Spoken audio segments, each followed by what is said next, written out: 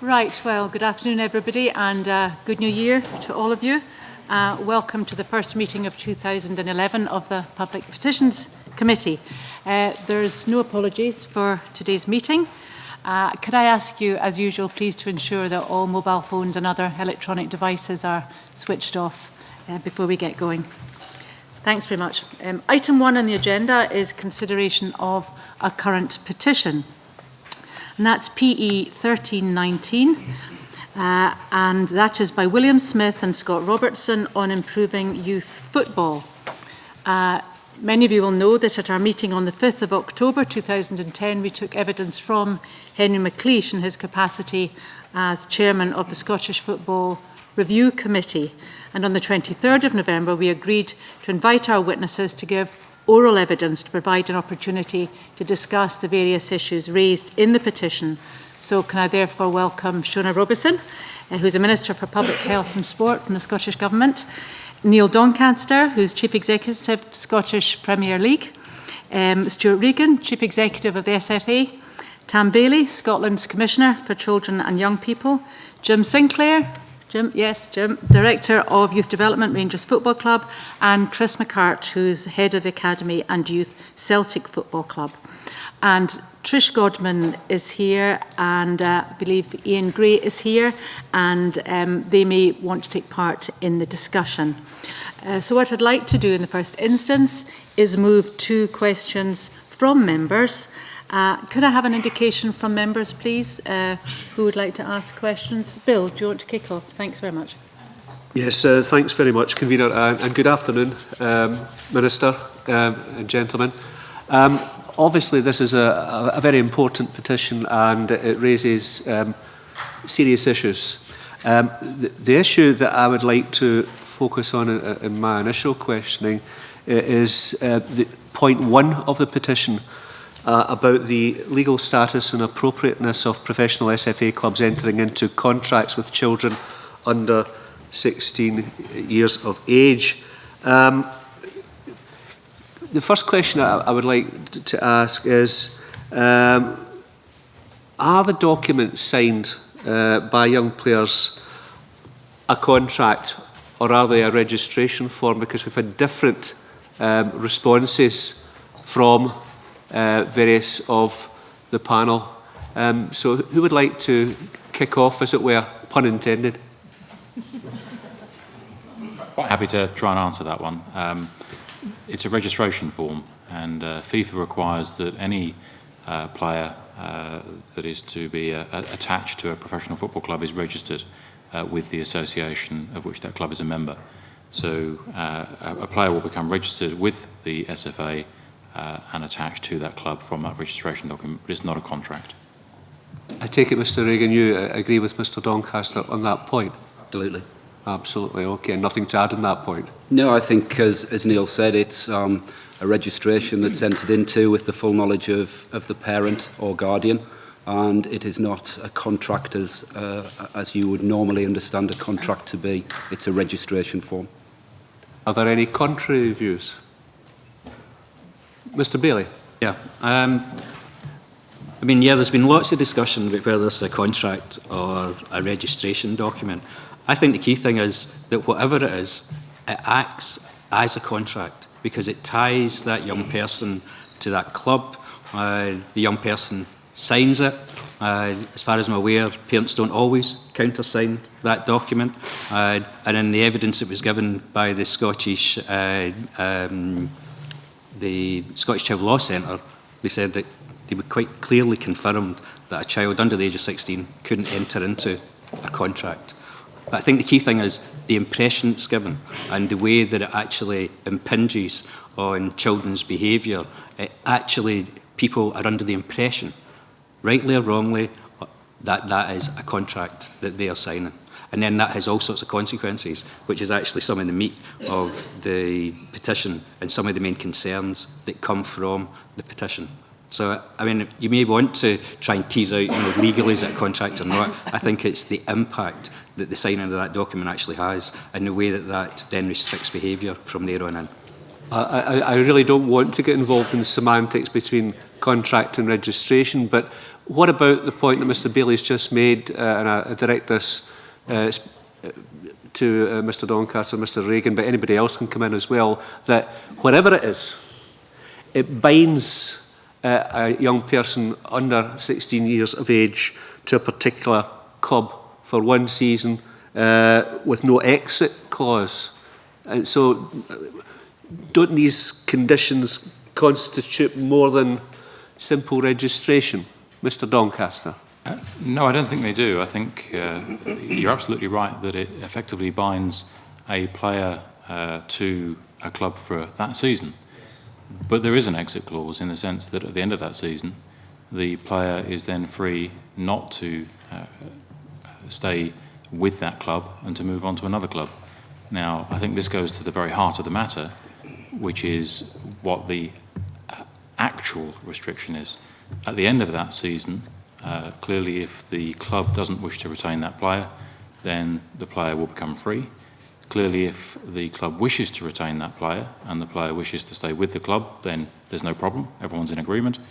And I think the issue occurs where at the end of the season, the player's existing club wishes to retain the player, but that possibly another bigger club may wish the player to come to them. And I think that's the practical restriction that we're probably all talking about here. And I think that goes to the heart of the matter, is the compensation for training, which our rules oblige the bigger acquisitive club from paying usually the smaller club for that the compensation for the training that club has given. I don't want to go into compensation for training at the moment because other members are going to be asking questions in that particular regard. But, I mean, would you agree with what Mr Doncaster has said, Mr Reagan, or would you have anything to add to that? No, I would agree with what Mr Doncaster has said in that, you know, the player signs with that club with the full knowledge of the parent or guardian, notwithstanding what Mr Bailey has said.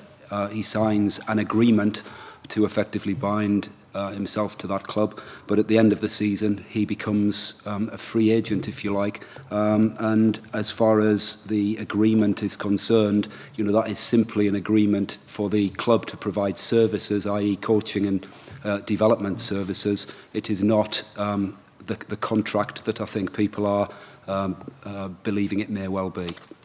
Yes, Mr Sinclair, and then Mr McCart, if that's okay. The concern that I would have, certainly with the experience I have with our own parents, is that they're often not in full knowledge of the ramifications of the signing of that document, that the compensation levels are not often or not always explained to them, and that there will be a price on the head of their youngster. The salient point for me, and I don't wish to get too technical, the registration runs until the 30th of June. The clubs can speak to those kids and sign them from the 1st of June onwards.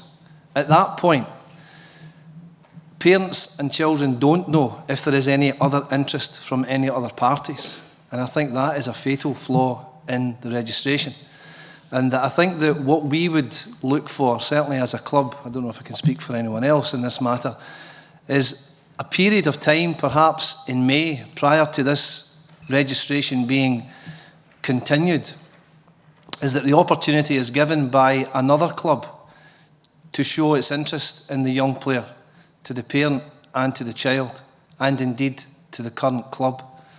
And that at that point, only then, I think, a child would be given a choice, a full choice, of indeed whether to re-sign for that club or not.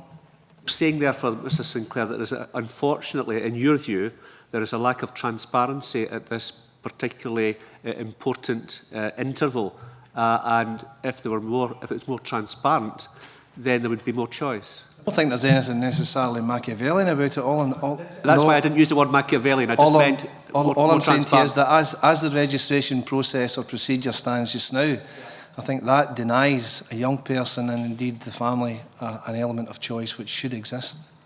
Mr McCart, do you want to? Just really going back to the registration form. The parents do sign the registration form. The registration form is the same at boys club level as at pro youth level, where the boys club level the parent would sign it as well, and at pro youth, the parents would sign it as well. So they're in full knowledge of, obviously, their parent or their guardian would be accompanied by the young player when entering into this registration period. What about Mr Sinclair's point, Mr McCart? Do you think that has some validity? No, certainly it does, but again, we're moving on 2 or 3 levels here. As I said, certainly from going on, we're now going on to talk about development contribution, we're now going on to about scouting other players from other clubs, if you mean. Now, if the freedom and the choice of a young player, he might not be aware that other clubs are interested in them. And I said, obviously, the SPL and the SFA have set out their terms of reference on approach to young players. Clubs follow this approach, but whether the young player or the parent is fully aware of the interest of other clubs is yet to be seen. Right. Can I have one more question, Convener, with your indulgence? Yeah. Because it's my information that I want to try and get this right, because obviously I'm not expert in this field, but the Youth Initiative registration stroke contract form in relation to the signing of a 15-year-old, it's my information that that enables a club to hold that child for a further 2 years after the initial 1 year elapses. Is that not different from what you said, Mr Doncaster and Mr Reagan, with regard to younger children? The 15-year-old example. I think these two gentlemen are probably far more familiar with the detail of it than I suspect Stuart and I are at the 15-year-old level, isn't it? The process is just as you described, and that is that it's a yearly, annual registration up until the age of, excuse me, 15, or the end of the under-14 season. Right. When a young person signs at that point, it's effectively a rolling 3-year contract. I see. Into which that young child is bound. It's actually the school leaving age, which would normally be 16, but because of the leaving age being before some children have reached their 16th birthday, there is a very small window where potentially they could be 15. But a professional contract, would only be signed after the player has left school or on their 16th birthday. So this is a kind of, if you like, a transitional agreement going on to a full contract, is that what you're saying? Well, I think there are players who will, after they arrive at the age of 16, enter into full professional terms with a club. That depends on how talented they are and the view of the club. So, if they have signed full terms, that wouldn't take place. And in our opinion, a contract wouldn't be signed until after they have left school and would be eligible to start work effectively. Okay. Any other observations, members of the panel? Mr Bailey, do you want to come in? And then I'll come back to Mr Doncaster. Through you, Chair. I just want to make a quick comment about the way we're talking about children. We're talking about them as commodities here, as I've even mentioned of a price on their head. Now, these are children and young people who've got a right to play, and yet we're putting restrictions on their behaviour as a result of signing this form. These are children that have got a right to have an opinion and for that opinion to be taken account of, and yet we're talking about that choice being exercised just before the signing of the contract. But what about the length of the time of the contract? All of the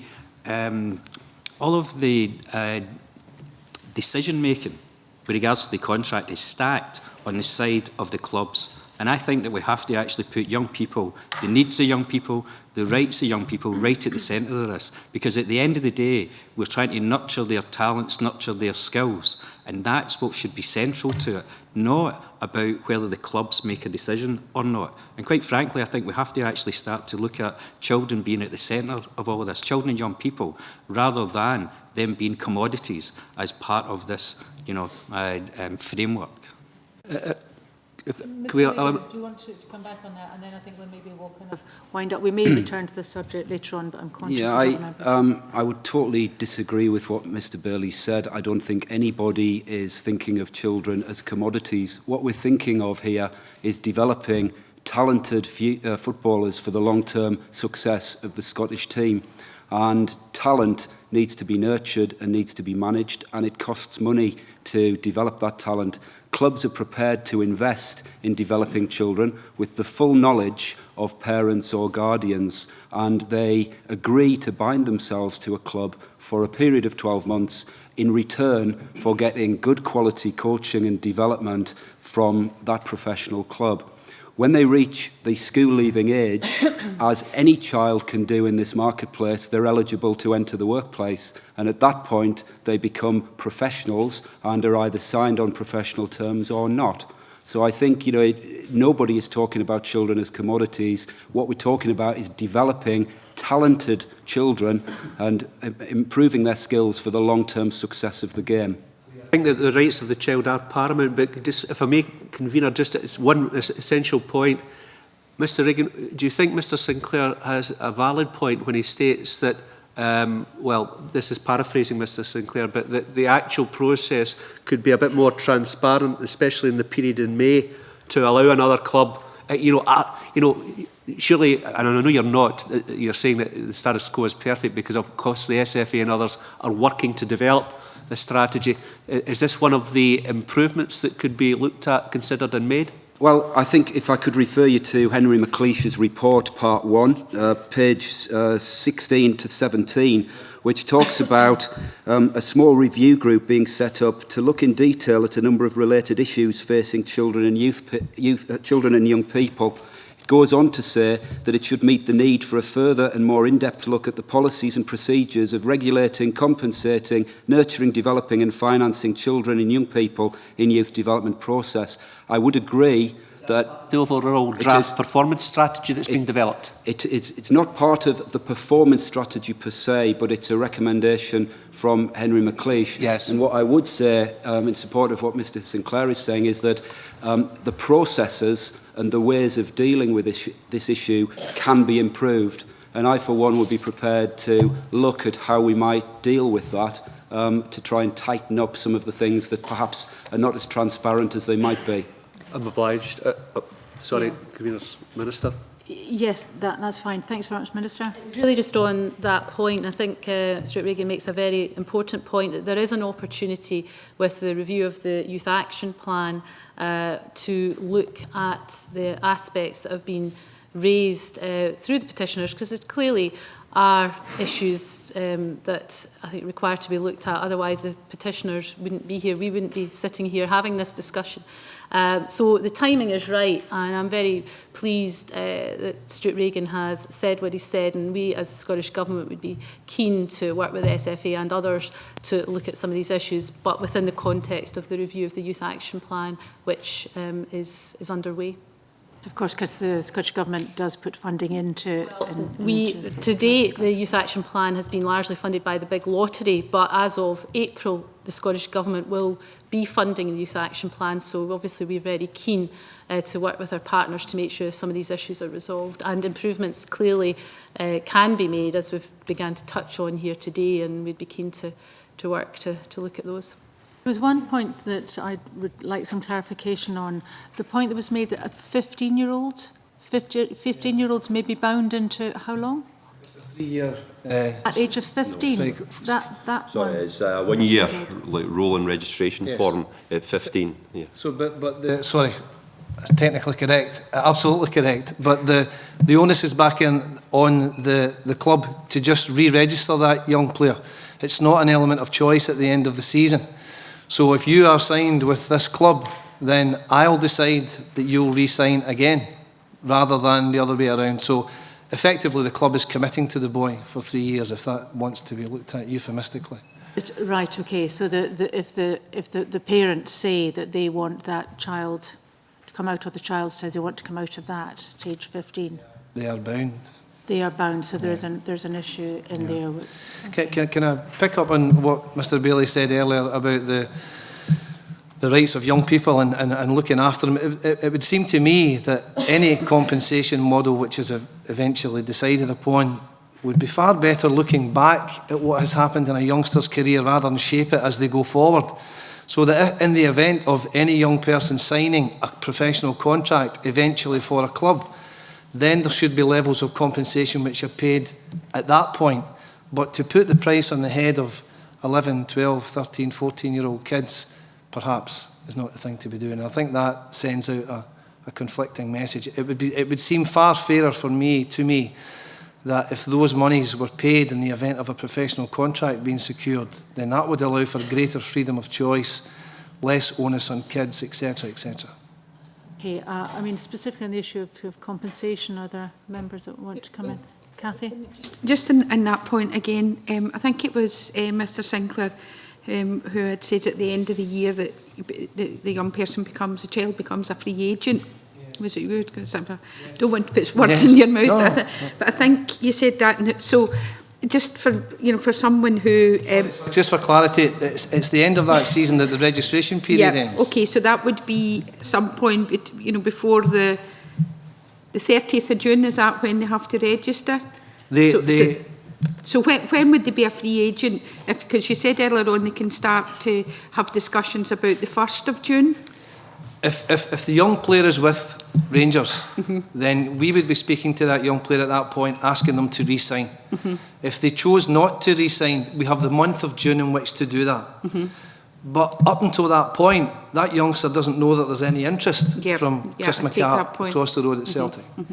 But so at the moment, any young player would become a free agent, and it's up to them to make a choice about whether they sign up again for Celtic or Rangers or Dundee or whatever.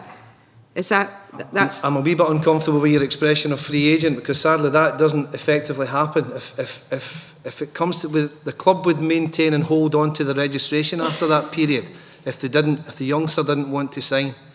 So therefore they're still bound to this or any other club that they're signed with. So, but if the youngster made a decision that, I really don't want to be into football, I want to take up something else, he's a free agent to do that? Sorry, in that sense he is, of course, yes. And what about the, if you had invested, can this young person do that at 15?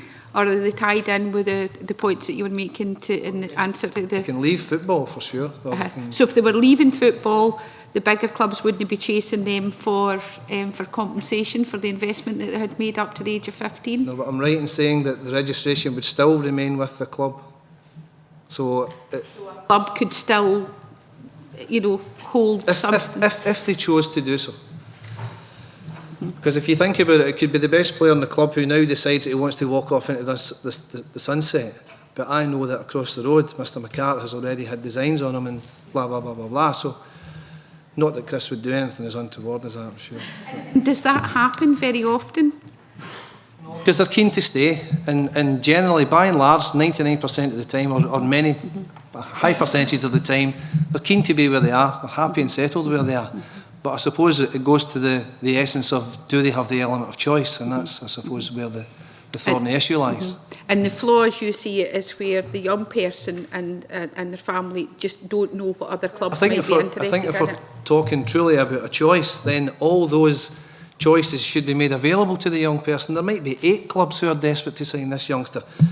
But because we don't tell them, or there's no mechanism for telling them, then they're not availed of that.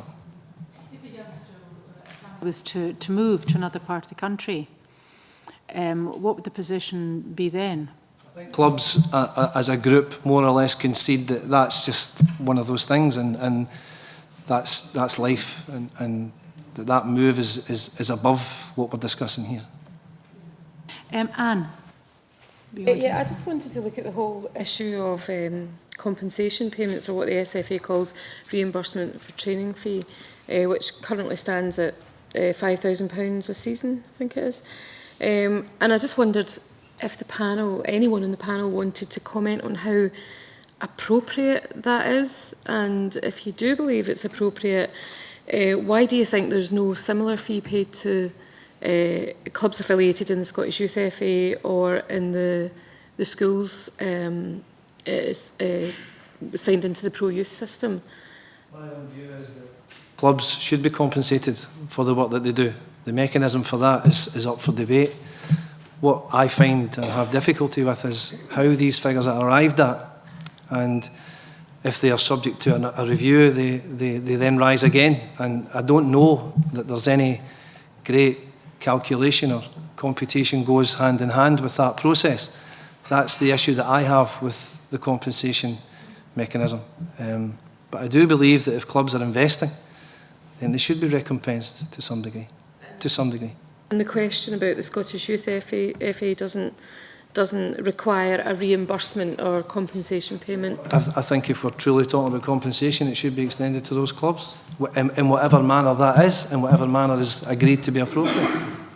Can I perhaps comment on that? I think it's important to understand what we mean by compensation, because I think some people are getting confused that perhaps is some kind of transfer fee or whatever for a child or a young person. In order to encourage clubs to spend time and resource developing potentially talented players, then there is a need for money. Some clubs do that free of charge in return for the child's services over that period, hoping that he may go on or she may go on to represent the team at a higher level later on. If a bigger club comes along and takes that player, then clearly there is a need for that money to be returned to the club in return for the investment that they've put in. So that's what we mean by compensation. Now, where you actually cast the net and how far down the football food chain that goes depends on our ability to understand who the player was registered to. Now, we've made great strides in recent years in putting in registration processes for youth players and amateur players, but sometimes players move between clubs, and trying to identify which local club on the local park actually started out developing a player is very, very difficult. So I would agree it's an area that can be looked at to see whether improvements could be made. I'm not sure how practical it is to go right the way down to where the player first started out, because some players may move around quite a lot before they settle on their first real club.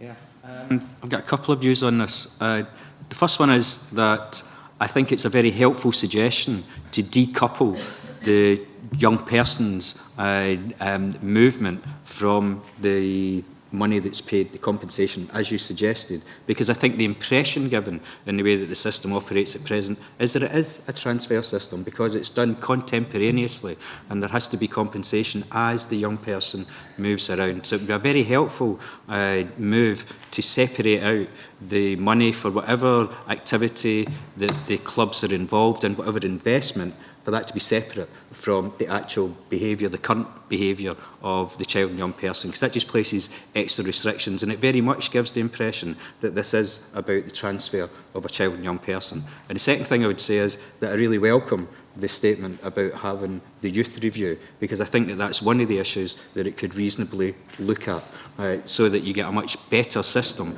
that separates out the potential movement of young people from club to club from the actual monies that can be spread in whatever formula. And I don't claim to have any expertise in what that formula might be. You'll be much better qualified to consider that, but it's good that if that's done separate from the young person.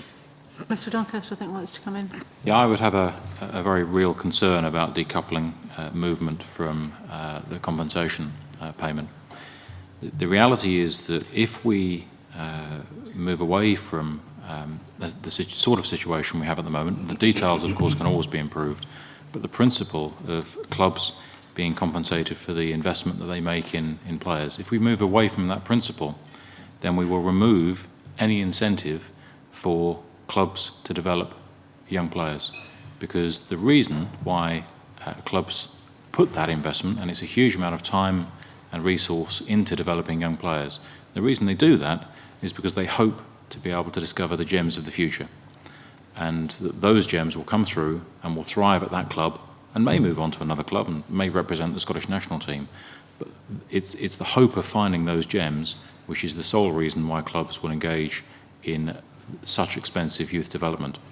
And if those gems are able to simply up and move without a bigger acquisitive club having to pay a compensation fee, then any incentive for those smaller clubs to invest that time and effort will be removed, and they'll simply stop doing it.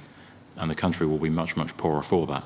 So we really need to recognise the value in having a system that ensures that smaller clubs' efforts in developing youth talent are protected. Okay, yes, who else wants to come in? to that, I again endorse the fact that there should be compensation levels paid for clubs. But UEFA club licensing would insist that a youth programme operates within a club, and that the benefits still to be accrued from any club, small or large, would still remain the same. I don't think there's any doubt about that. And I would have to, again, my own experience is that we're not talking about mass movement here at the end of a season. We're not talking about a migration from one club to another. And being in the clubs that we are at, I'm sure Chris would endorse that fully. But we are talking about an element of choice, and that element of choice should exist. And whether the number is 1 or 10, I think there's little debate. It should exist. And it's not going to be the demise, I'm sorry, I don't agree with Mr Doncaster, it's not going to be the demise of youth development within the country for those reasons. Anne, do you want to come back in? Yeah, I just wanted to, you know, as I understand it, if a young player wishes to move clubs and the compensation payment or reimbursement for training fee is not paid, that person can no longer play football. And I just wonder if anyone on the panel can actually justify that. We are talking about children and young people. If they wish to move clubs, the training fee is not paid. I also wanted to come back on, I can't remember who it was that talked about, I think it was the convener asked about, you know, children moving. I mean, how far do they have to move? You know, I'm just worried about that whole area of if there is no fee paid, and if the club wants to hold on to them, but they don't want to play for that club anymore, they can't play for anybody, they can't play at all. We do have a mechanism which protects children from exactly that circumstance, which is that any such circumstance can be brought to us, and we then adjudicate, the board of the SPL then adjudicates on it. So if there were ever a disagreement, such that a player felt that he were being restricted because of those rules, that's exactly the sort of thing that we would then adjudicate on and look at the circumstances. So if it were down to a player moving, for example, through a family move throughout the country, that's exactly the sort of thing that could be taken account of. The practical reality of what happens where you generally get disputes is that a player will want to further his career, may wish to go to a bigger club, and it's the protection of those smaller clubs' investment in investing in those players which is the issue. And are the parents and children aware that they can come to you with disputes? Because we've heard a lot that, you know, they're not always fully aware of what they're getting into. Are they? How are they made aware? I think that's actually a very valid point, because whilst we might all hope that the documentation is completed in the right way and that people are fully briefed at the time they enter into it, we have to accept that that may not always be the case. So we've worked on a code of conduct which we intend to be rolling out amongst all of our clubs, and that would need to be signed by the club, the player, and the parent or guardian, and that would make it patently clear that by registering with a particular club, then there may be a compensation payment which is attributable to that club at the end of the registration period, but equally giving a clear mechanism as to what to do about it if there is any concern, and giving details of who they would need to contact at the SPL to address that concern, ideally resolve it amicably, but if it can't be resolved amicably, we would then adjudicate on it to ensure that a young person didn't find themselves in that position through no fault of their own. Can I ask one more question? Bearing in mind that, you know, a lot of people in this position may not be aware yet, because the code of conduct is being worked on just now, may not be aware that they can come to you. How many disputes have you had, and how many young people are you aware of who are currently not able to play football because of this compensation thing? We've had no formal such hearings, certainly within the 18 months that I've been involved with the SPL.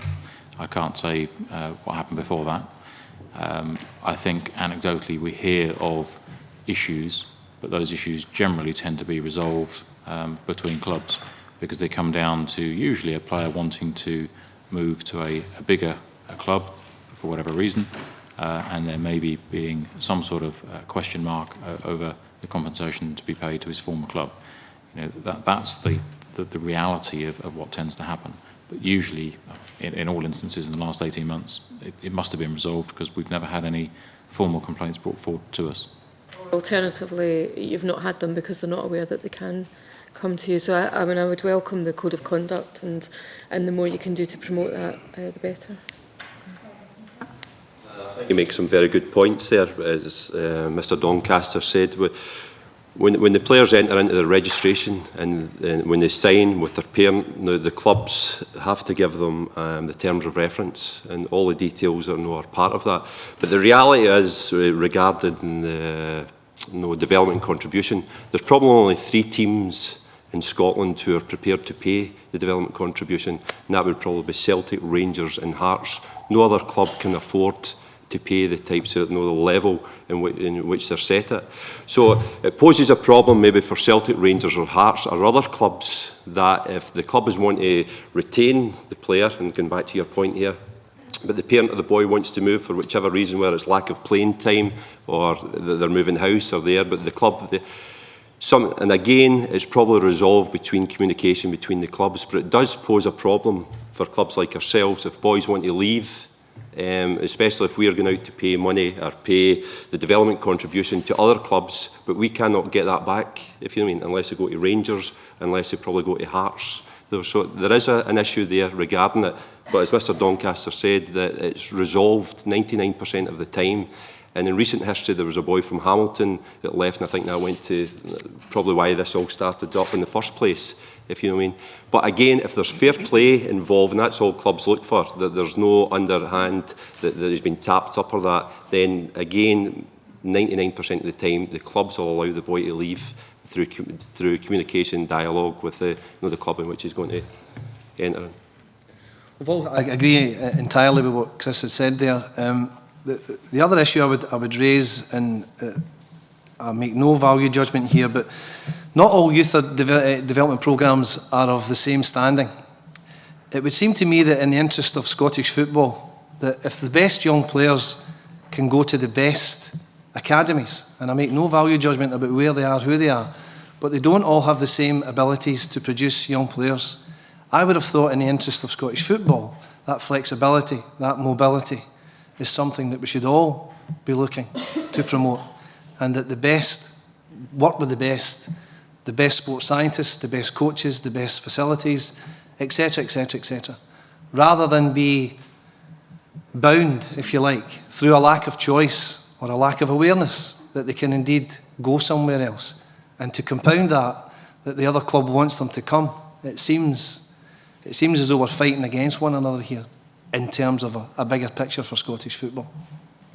I wonder if the Minister would like to comment on the variation in terms of kind of quality of provision, because clearly where there is going to be taxpayers' money involved in terms of kind of youth development and funding going to clubs, I mean, clearly you yourselves through Sport Scotland would have a view on the kind of quality of provision that should be in place where there is taxpayers' money involved. Certainly the Youth Action Plan, which has been subject to a great deal of discussion over the last few weeks and months.